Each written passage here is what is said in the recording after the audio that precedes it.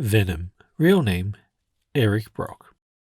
An amorphous costume-like entity, the symbiote being known as Venom has bonded to a number of humans over time, many of whom have been completely overwhelmed by the symbiote's destructive persona.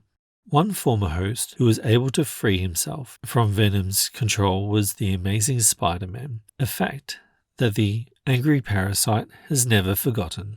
Capable of mimicking Spidey's unique powers and endowing new hosts with its own massive strength, the Venom symbiote Careless Rage is a danger to all.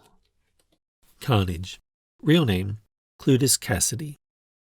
Created from an alien being known as Venom, the Carnage symbiote is an amorphous life form that can bond with a host, granting it superhuman powers.